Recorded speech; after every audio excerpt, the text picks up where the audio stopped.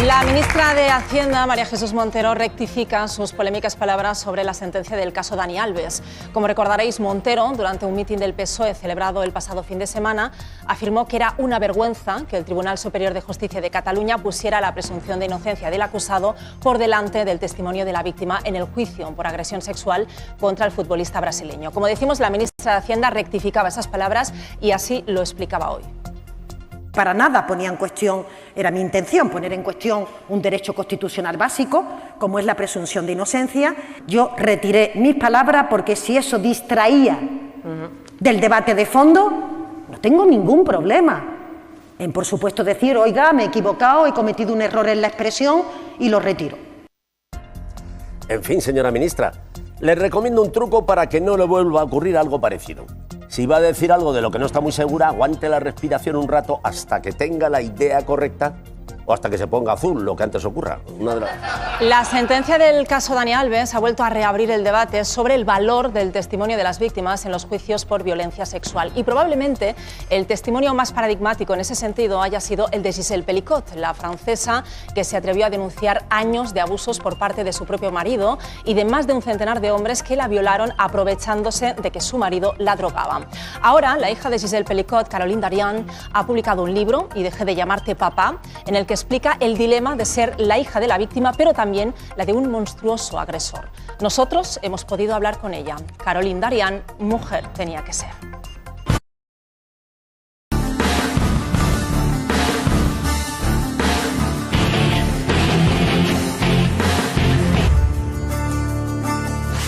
Saludamos ya a Caroline Darian, que se encuentra en París. Caroline, muchísimas gracias por atendernos. Bonjour, merci de me recevoir. Este proceso tan doloroso que ha vivido tu familia lo has contado en un libro que se ha publicado recientemente en España. Aquí lo tengo, Y dejé de llamarte papá. También has decidido dejar de utilizar su apellido. ¿Qué piensas en estos momentos de Dominique? Et pour moi, Dominique est là où il doit être, c'est-à-dire enfermé en prison pour le restant de ses jours. Je pense que c'est quelqu'un de très dangereux. Ce procès nous a montré une partie infime de sa personnalité. Ça ne nous aura pas aidé à percer le mystère de Dominique Pelicot. Aujourd'hui, je n'ai plus de père et pour moi, il n'existe plus. En el libro describes algunas situaciones vividas, haces referencia a ellas como un tsunami, un cataclismo, un naufragio. Cuando alguien pasa por algo así, ¿a qué te agarras? ¿Cuál ha sido tu tabla de salvación, Caroline? L'écriture de ce livre.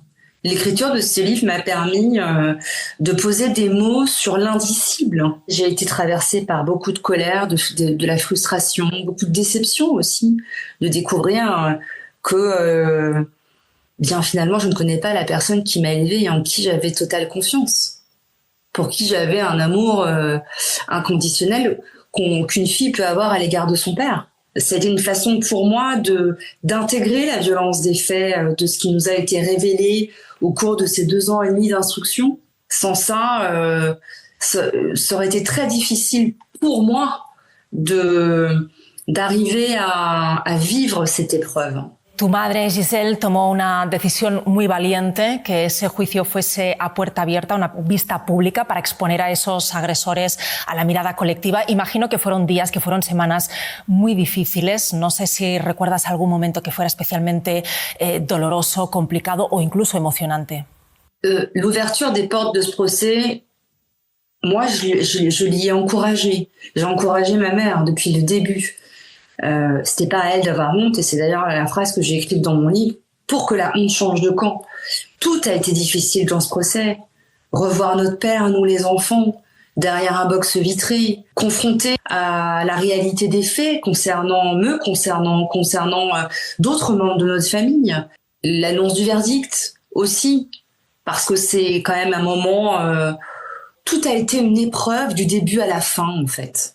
Entre toda la documentación, archivos que recabó la policía, la investigación, había 2 fotografías tuyas en las que apareces semidesnuda, aparentemente dormida, drogada. Tú en el libro te muestras convencida de que has sido la segunda presa de Dominique y ahora has decidido también denunciarle a él. ¿Qué esperas lograr, Caroline? Ce dépôt de plainte, d'abord, je l'ai déposé après le procès de ma mère, puisque c'était avant tout son procès dans cette cour et pas celui des victimes collatérales. Dans mon dossier, malheureusement, je pense qu'il a fallu faire vite et qu'il y a des zones d'ombre qui restent encore inexplorées. Et ce que j'espère, c'est que la justice accepte d'ouvrir une information là où les investigations n'ont pas été assez poussées me concernant. Caroline, como víctima de violencia sexual, ¿cómo valorarías el sistema judicial que se ha encargado hasta este momento de vuestro caso? Il y a encore des progrès à opérer puisque souvent les investigations ne sont pas suffisamment poussées. Sans preuves tangibles et évidentes, nous ne sommes pas reconnus au regard de la loi. Le parcours du combattant, de la victime, pour faire entendre sa voix et son statut de victime, c'est extrêmement encore compliqué en France. Lo cierto es que el caso Pelicot ha puesto al descubierto cómo hombres aparentemente confiables, que tenían unas vidas, pues podemos decir, bastante convencionales, no dudaron a la hora de violar a una mujer que estaba inconsciente, que estaba drogada. ¿Tú qué explicación le encuentras a todo esto? Je me l'explique parce qu'on vit sans doute encore dans une société très patriarcale où cette culture de la possession ou de la domination masculine est quand même encore très présente. Et que on a encore du chemin à parcourir sur l'éducation sexuelle de nos garçons. On a quand même un grand nombre d'individus qui pensent encore que la notion de consentement d'une femme n'a pas de valeur et que c'est à l'homme de décider ou c'est encore l'homme qui a les pleins pouvoirs sur sa femme. Ça montre surtout qu'il reste encore d'énormes progrès à faire sur le changement des mentalités de manière globale. Uno de los grandes propósitos, objetivos de este libro es, de alguna manera, alertar de los peligros de la sumisión química. ¿Qué podemos hacer, Caroline, para seguir sensibilizando, concienciando a la sociedad de este problema tan grave? Déjà, il faut avoir conscience que dans la majorité des cas, les victimes connaissent leur agresseur et ça ne se passe pas en milieu festif. Dans plus de 40% des cas, ça se passe dans la sphère privée. L'autre point, c'est aussi d'avoir conscience que ce n'est pas des drogues qui sont utilisées dans la majorité des cas, ce sont des médicaments issus de la pharmacie. Et des médicaments qui sont relativement faciles à se procurer. Et donc, encourager les victimes à parler et à être d'autant plus vigilantes, ça me paraît essentiel aujourd'hui. Giselle, tu madre, con una dignidad inquebrantable, pidió que la vergüenza cambie de bando. ¿Crees que estamos cerca de lograrlo? Je pense qu'il nous reste encore beaucoup de chemin à parcourir. Pour que la honte change de camp, ça veut dire qu'il faut qu'il y ait vraiment un shift, une évolution des mentalités. Et plus on sera à porter ces messages, plus on pourra espérer un vrai changement.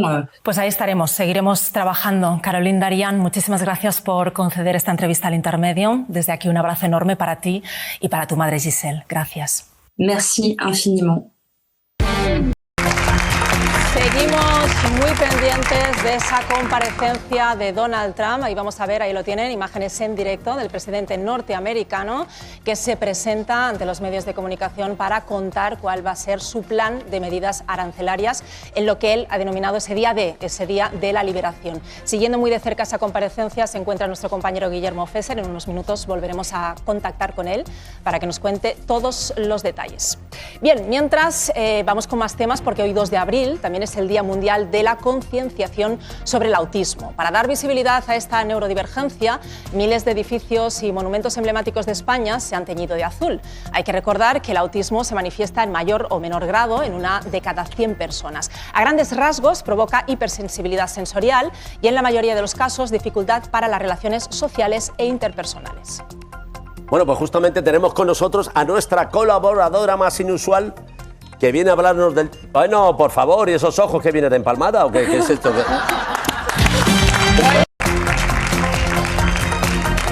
Pues volvemos a conectar en estos momentos con nuestro compañero Guillermo Fesser, que como sabéis se encuentra siguiendo esta comparecencia de Donald Trump sobre sus medidas arancelarias. Sí. Buenas noches de nuevo, Guillermo.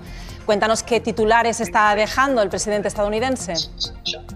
Bueno, se ha hecho esperar un poquito, ¿no? Ha llegado tarde, como solía llegar Jesús Gil a ver a Martes y 13 a la Sala San Brasil, pero ha empezado a hablar primero de sí mismo y de lo bueno que es y lo grande que es su gobierno, y luego ha mostrado un libro en el que, según él, se recoge que durante los últimos 30 años el resto del mundo se ha estado aprovechando económicamente de Estados Unidos. Dice que muchos países han manipulado sus monedas, han creado paraísos fiscales que él ha llamado sucios o ha aplicado tarifas injustas a los productos de Estados Unidos, ¿no? Ha dicho que se acabó. El ejemplo que ha puesto es que Estados Unidos cobra cuando vende sus motos al mundo 2.4%, mientras que países como Tailandia le cobran un 60% o la India un 70%, ¿no? Ha dicho que ellos cobran un 2.5% cuando venden los coches y que Europa les cobra a ellos un 10% más el IVA, que es otro 10%, y que se acabó. Y luego ha dicho, por ejemplo, que Japón, el 94% de los coches que consume han sido fabricados en su propio país, ¿no?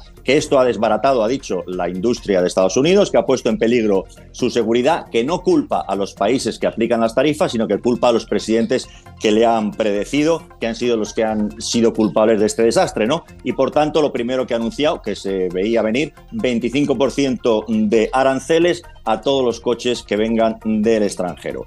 Ha dicho también que va a defender a los granjeros y a los ganaderos, que están muy preocupados porque perdieron 23.000 millones de dólares cuando él puso los primeros aranceles a China en 2018, y ha dicho que les va a proteger y que, por ejemplo, Canadá, en productos como la leche, le cobra un 250 o un 300%. Bueno, estos números hay que mirarlos, parecen una exageración y vienen siendo más o menos lo que Trump suele manejar, ¿no? Pero en cualquier caso ha dicho que está harto de hacer subsidios a otros países como Canadá, al que dice le da por la cara 200 millones al año. Europa ha dicho que no quiere comprar los pollos de Estados Unidos y que por tanto Estados Unidos no va a comprar los pollos de Europa, que Australia no quiere la carne de vacuno de Estados Unidos y que por tanto no va a comprar carne de Australia, y ahora está hablando en estos momentos de China y del arroz y de lo caro que se lo cobra a los estadounidenses.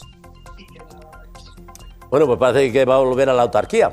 En el resto del planeta la gente está muy pendiente en torno a estas declaraciones que suponen, no sabemos bien, normas, leyes, amenazas, porque no está claro. Pero ¿cómo se recibe esto en Estados Unidos? ¿Tiene también esta expectación?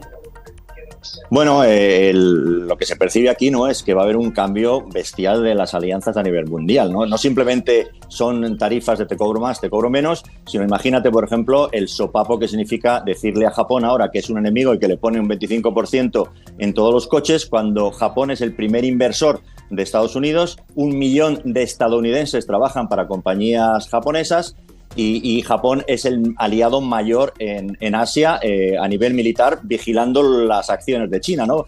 Japón tiene el tercer ejército más poderoso del mundo, tiene portaaviones desplegados junto con Estados Unidos para examinar, como digo, lo que está ocurriendo cerca de China y de Taiwán, y Japón se ha comprometido en subir, o sea, en doblar el presupuesto de defensa. Eso significa que si ahora Estados Unidos le da la espalda, a lo mejor Japón, en lugar de comprar esos aviones que iba a comprar a Estados Unidos, se los compra a Europa. Quiere decir, el mercado puede cambiar completamente y vamos a ver, lo más importante aquí ya no es lo que diga Trump, es qué reacción tiene Europa, qué reacción tiene Canadá y qué reacción tiene Japón. Pues nada, mañana nos enteraremos de más cosas, pero por si acaso nos quedamos ahí en conexión contigo por si se produce algún otro titular. Así que ahí aquí estamos. Te tenemos de guardia, Guillermo. Venga, por si acaso, adiós. Adiós. Back to plastic straws. I think it's okay.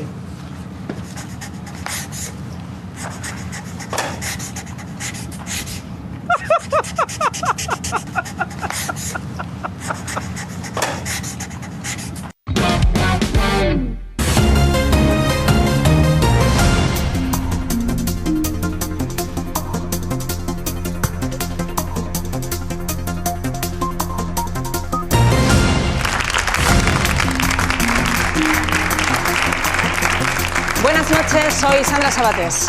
Y yo soy el Gran Wyoming. Bienvenidos a las páginas Salmonete. Empezamos desmintiendo un bulo económico. Siempre se ha dicho que el dinero no crece en los árboles, y eso es mentira. Prueben a plantar aguacates. Empezamos. El paro baja en 13.311 personas, el mejor dato en un mes de marzo en 17 años. Tras esta caída, el número de desempleados se sitúa en algo más de 2,5 millones de personas. La hostelería es el sector que más ha impulsado la creación de empleo. De los más de 160.000 cotizantes ganados este mes, 61.000 pertenecen a este sector. Este dato supone una bajada de medio punto del paro, algo destacable si tenemos en cuenta que todavía no ha empezado el llamado efecto Semana Santa. No hay efecto Semana Santa en el empleo, pero sí en el campo meteorológico. Ha estado lloviendo un mes y eso es muy buena noticia para las bolsas, sobre todo las de plástico. La gente las usa todo el rato para cubrirse la cabeza. Arranca la campaña de la Renta 2024 con un buen ritmo. Se han registrado 1.480 declaraciones por minuto. Los contribuyentes pueden presentar la declaración por Internet hasta el 30 de junio, pero a partir del 29 de abril se puede solicitar también cita telefónica. La agencia tributaria espera registrar cerca de 25 millones de declaraciones, un 3,1% más que la campaña del año pasado. Españoles, pensad que es un momento muy bonito. Es como el Mundial de 2010. Todos los españoles nos unimos en nuestro país con algo muy difícil de entender. Ahora, el formulario de la renta y en 2010, el Waka Waka de Shakira.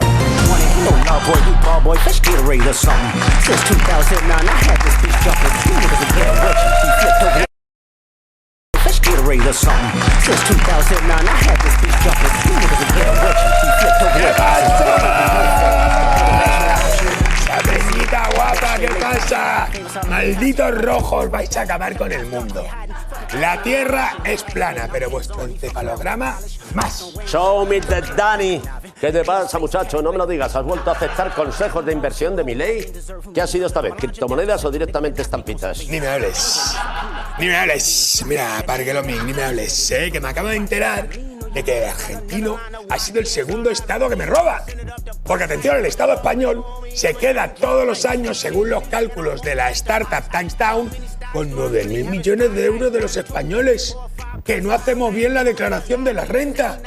Vamos, que a nosotros nos tienen con el programa padre, pero ellos se lo han montado de puta madre. ¡Cállame, chillo! ¡Show me the Danny! Eso te pasa por gastarte el dinero en Lambos y no en gestores. Bueno, por una vez vas a tener razón, hombre, criptogrampa, porque hay muchas deducciones que ignoramos y que pueden hacer que Hacienda nos devuelva más panoja. Viejoming, ¿tú sabes si los batidos de proteínas y las mancuernas se pueden deducir? Porque yo ahí invierto el equivalente al PIB del Congo. Bueno, show me the Danny. Yo sobre deporte lo único que deduzco es que lo mejor es verlo por la tele. Yo no... Ah, fucking panza 100.000 eurista. En fin, me piro a ver si me entero de quién es el inspector de Hacienda que se ha quedado con mi parte de los 9.000 millones de euros. Venga. Muchas gracias, Show me the Danny. Sobre todo por salir tan rápido que las acciones de esta sección estaban empezando a desplomarse más que las de Tesla. Bien, las empresas españolas tributan por poco más de la mitad de sus beneficios en el impuesto de sociedades. El año pasado, las compañías de nuestro país alcanzaron unos ingresos netos de casi 340.000 millones de euros, la cifra más alta de la historia. Sin embargo, solo 180.000 millones quedaron sujetos a este gravamen, lo que significa que casi la mitad de los beneficios logró esquivar el impuesto de sociedades. Esto se debe principalmente a los beneficios procedentes del exterior, de filiales de las grandes empresas españolas, ya que tributan en los países en los que están establecidas. A ver, para los que no seáis avezados economistas como yo, os lo explico. En este país los impuestos de las grandes empresas son como el turrón. Se esperan con muchas ganas y luego solo nos comemos la mitad. Así que yo creo que papá Estado debería cantar a las empresas: vuelve a casa, vuelve a tributar. Y hasta aquí la página Salmonete que coronamos con un chiste económico. Se abre el telón y aparecen Elon Musk, Jeff Bezos y Amancio Ortega. Están pegándose en un sótano. ¿Cómo se llama la película? El Club de la Hucha.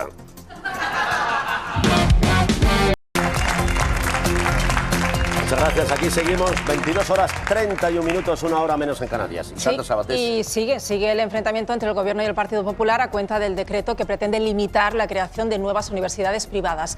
Después de que ayer Isabel Díaz Ayuso cargara contra Pedro Sánchez, mencionando su currículum y el trabajo de Begoña Gómez, hoy ha sido Alberto Núñez Feijóo quien ha llevado al terreno personal el debate sobre poner coto a la educación privada. Oiga, si usted quiere hablar de calidad universitaria, ¿no debería usted favorecer la creación de una cátedra universitaria dirigida por una persona que ni siquiera es graduada, que ni siquiera es licenciada? Si usted quiere hablar de calidad... Está pensando en su propia mujer, en Begoña Gómez. Estoy pensando en los hechos que en este momento están en un juzgado en la Plaza de Castilla. ¡Casi! Otra oportunidad perdida para debatir sobre cómo mejorar la educación universitaria. En fin, está claro que si Ayuso y Feijóo aún fueran a la universidad no estarían en el equipo de debate, sino en el equipo de Rubi. Se les da mejor entrar al barro y hacer placajes. En cualquier caso, es sorprendente cómo algunas administraciones, en vez de defender lo público, se ponen casi siempre del lado de las empresas que se benefician privatizando derechos como la educación o la sanidad.